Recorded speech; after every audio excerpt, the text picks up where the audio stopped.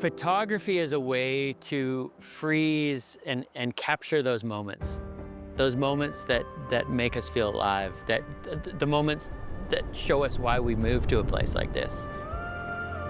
Maybe it's just part of my old age, but you also forget, and seeing a picture brings you right back to that moment. It had maybe slipped from your mind.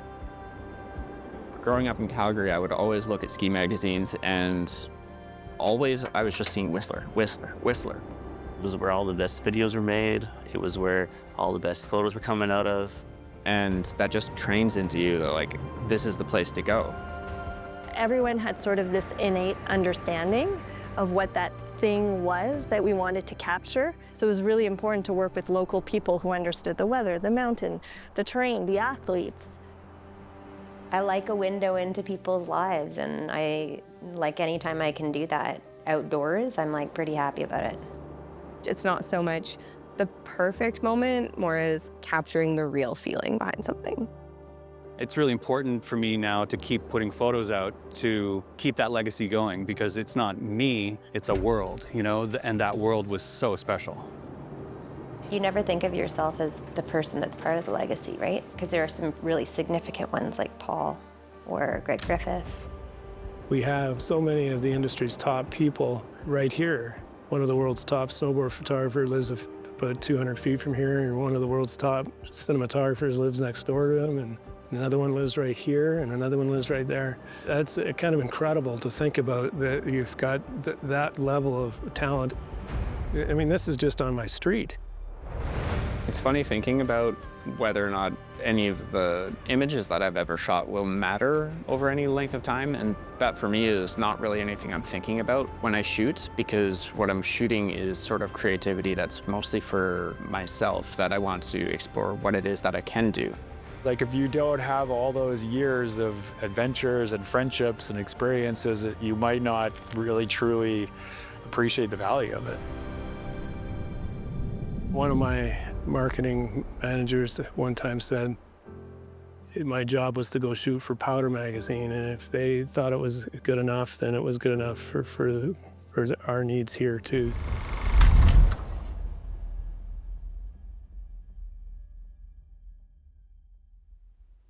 The people are everything. Whistler Blackcomb is an incredible place with incredible terrain, but Whistler Blackcomb wouldn't be anything if it wasn't for all of the incredible people working there.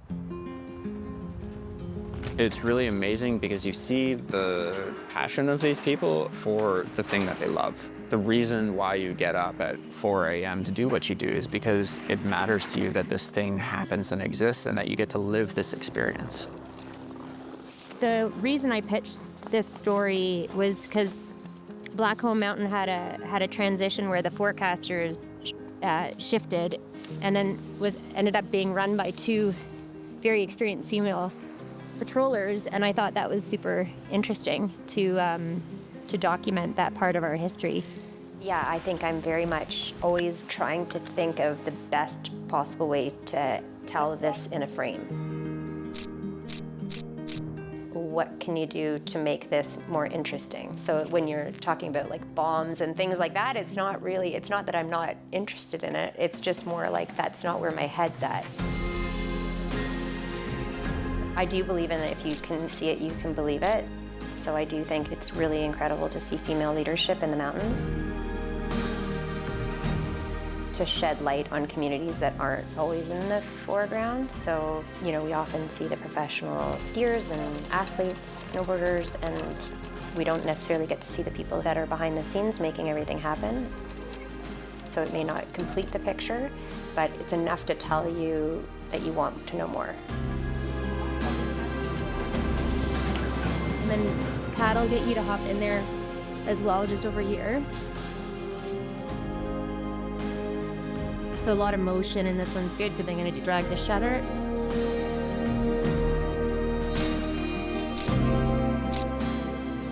Sometimes it feels like if you try too hard to tell an entire story through a photo, you end up not getting it. And there's a little bit that seems to come out of when you're trying to live closest to the experience that you're actually trying to emulate. That's where the authenticity comes through.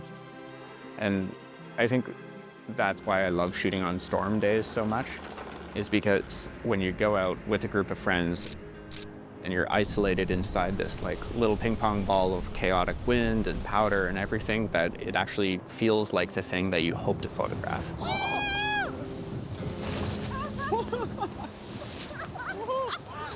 That was wild.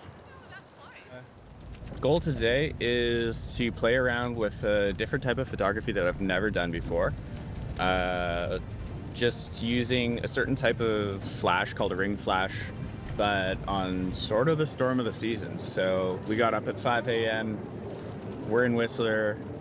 It's dark, it's stormy, and it snowed probably almost a meter in the last day and a half. It's gonna be wild up there. We've got this pillow, so maybe you just need to like jump a bit through it and it'll make some snow move and look sick.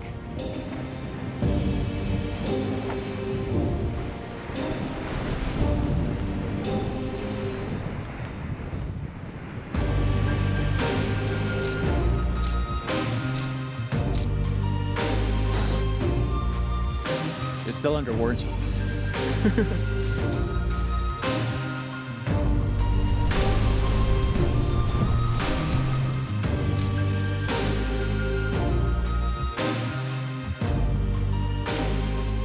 The weather is honestly a fun challenge. It's fun to work with whatever it gives you. There's the cheesy saying, but I think it's super true, and that's that the one consistent thing about the weather is that there'll always be weather. So I live by that motto and just adapt as needed. You can go out and you can capture the darkness, especially of our coastal rainforest here. Like the moss hanging off the trees and the trees caked in snow, and just like it creates a mood and an energy that's just so unique to this place.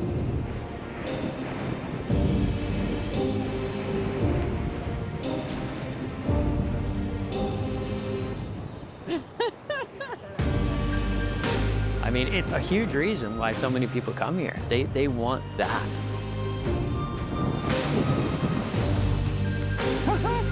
Nice stuff. In all of this chaos, you get brought together in this process of sort of a bit of adversity and friction, but then you can come out with such like a great experience, great memories, and hopefully the photos show that.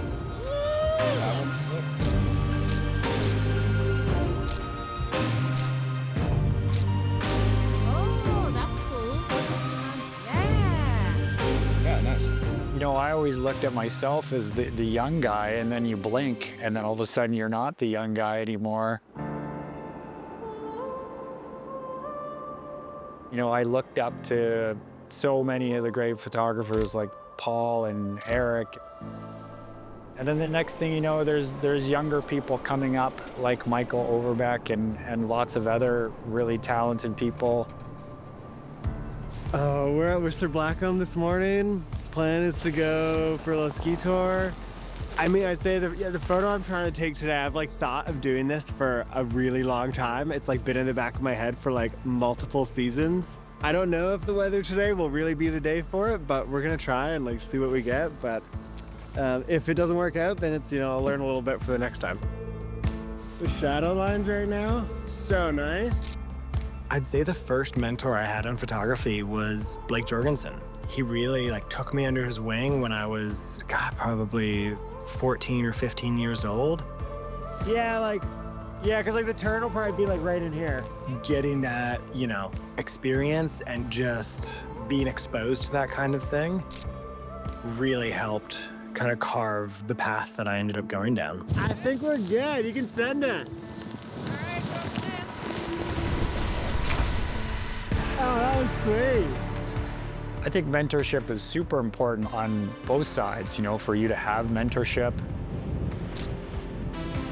It's great to have someone to ask questions to and give you guidance and take away those frustrations and empower you. And So you'll come like off there and then kind of come into here. And the door swings the other way too. Sometimes you being in the position to tell someone else that's younger or looking for that helps them, but it also helps you too.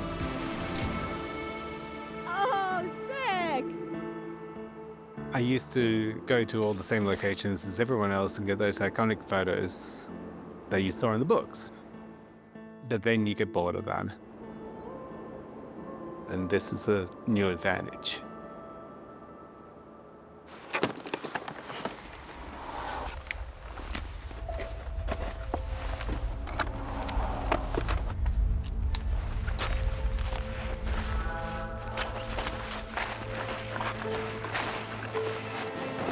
Often these hikes are many hours of commitment. In December, January, you're starting your hike at 12 o'clock, normally on the best powder day of the season so far, to hike up and hope.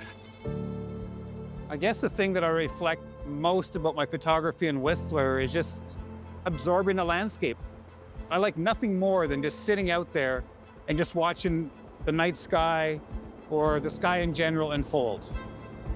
You know it when you get something, like when the final light pops or the alpine glow comes through and there's snow on the trees to the valley.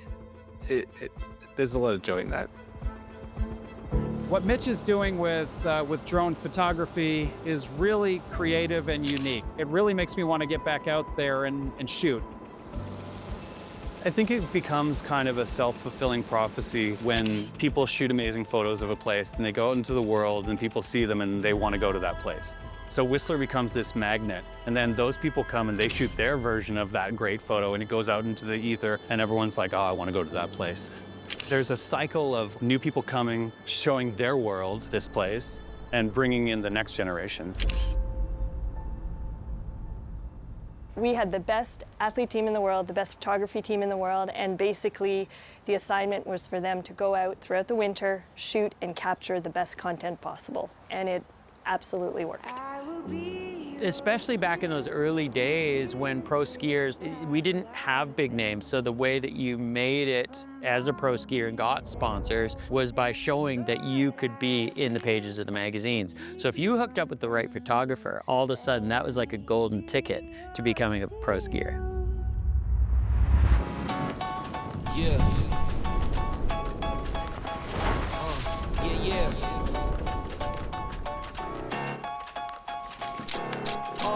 It's just you, me, and the odds. We stuck together, we two peas in a pod. You dealt a bad hand, I'm there seizing the cards. We'll never be separated till we see in the gods. It was unbelievable. Like the phone would go off on the mornings that it was sunny and you snow. There'd be like 15 messages. Shoot me, shoot me. When the world gets a little too hard, wipe your eyes, put away your sorrow. When it's war, I'll be leading the charge, and I'll be still fighting for you tomorrow. Yeah, even with a blindfold or in different time zones, could find my way to you with my eyes closed. There's nothing between us. Go to Mars and Venus, stand in front of every one of them rocks they slinging and be a shield. The photographer and athlete relationship is kind of the only thing that matters once you're out there. If you don't have trust and communication, you're just never going to make greatness. That's the fun part for me, is the two of us working together is what makes it for me. The athlete finds a spot that brings out their talent, and I find a way to capture that in a creative and thoughtful way.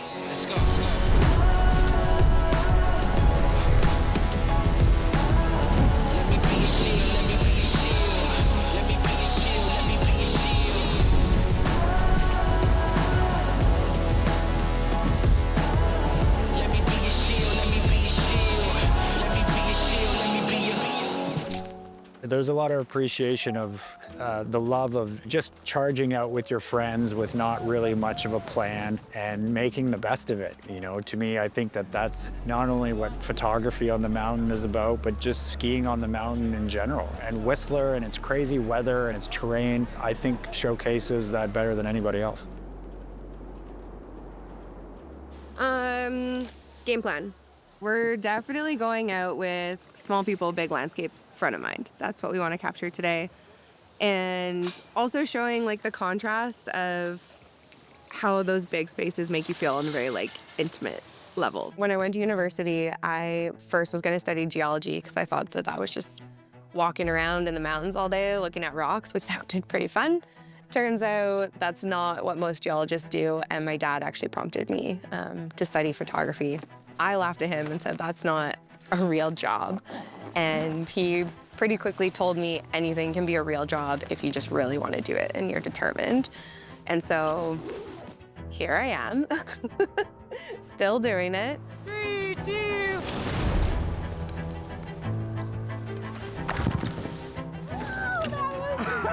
That was sick. That was fun. Very much worth it. Thank you.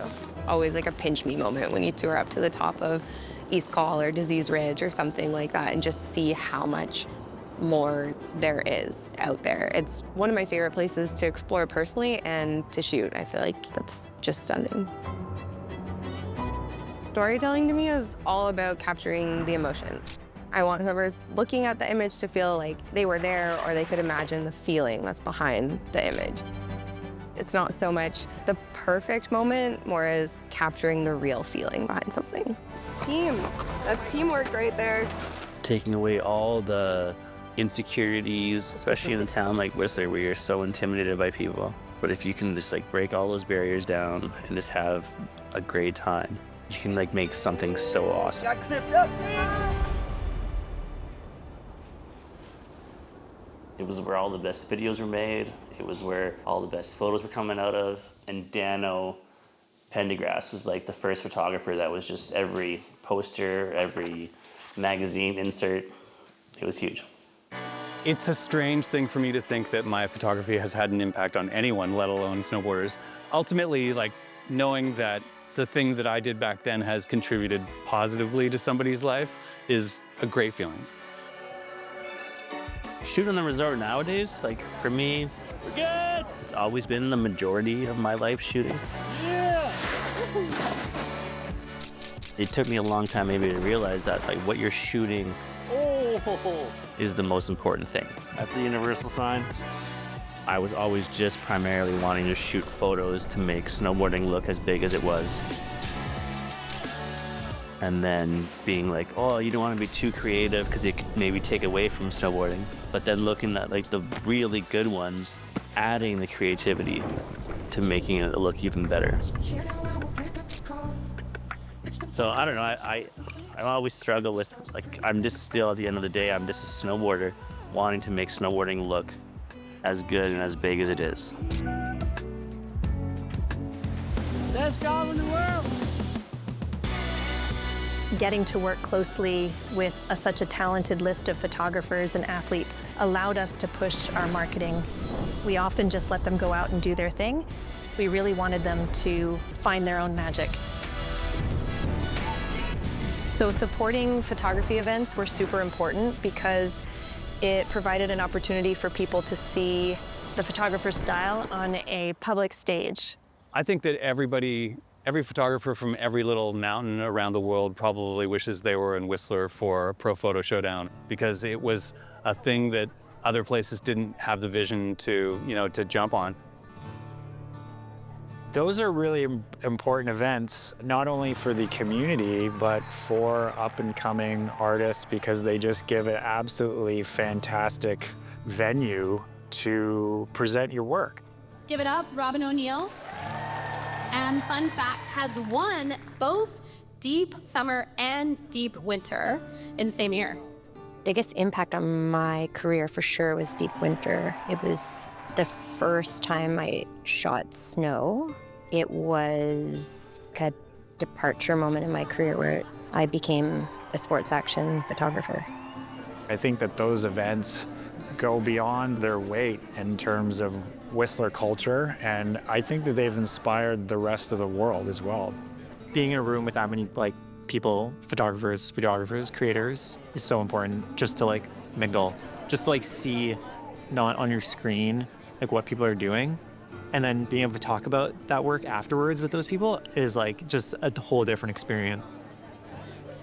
And the community comes out 1,200 people in the room screaming and yelling because it's the images that fuel those daydreams that keep us all going.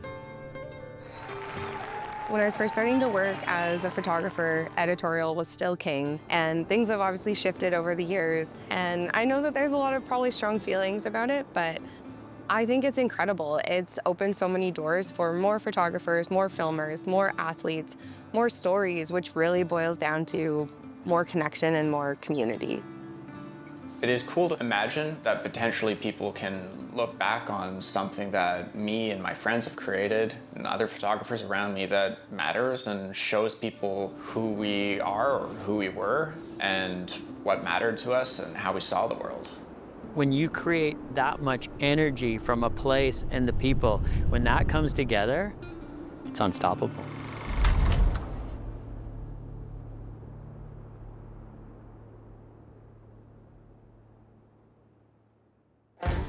Being a photographer in the Sea to Sky means that you have a lot of competitors, but almost every one of them I can call up at any point in time and chat with them about anything. So it's a really confusing job to navigate. No one makes a rule set of how you do it, of how you create, of how you run a shoot.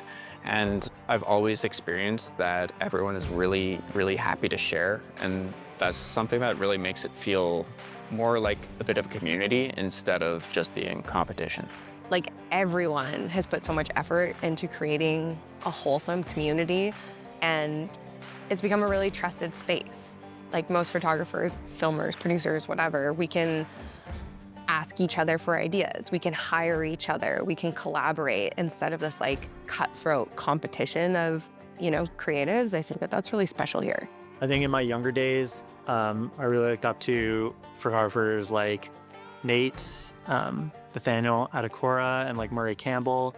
Where you look up to like Scott Surface and you're like, oh man, this guy's a rock star. He's like the most famous, printed on like Transworld Surf and Transworld Snow and like all these covers. And then you go shoot with him and you're like, oh, he's like a normal snowboarder. Paul is an incredible human being. He's my hero. He was so welcoming. He just like accepted me as a peer before I was even good. He was just like, oh yeah, you're part of us now. What a cool thing to come from somebody like that. Like, I can't really give specific words. You know, he's super humble, he's super passionate, he's a great mentor, and he's been a great ambassador for just the soul of Whistler skiing, and the soul of Whistler in general, because I think he never gave up on that. He never deviated into anything else. He never transitioned anything else. He just stuck with his passionate love for Whistler right to the bitter end.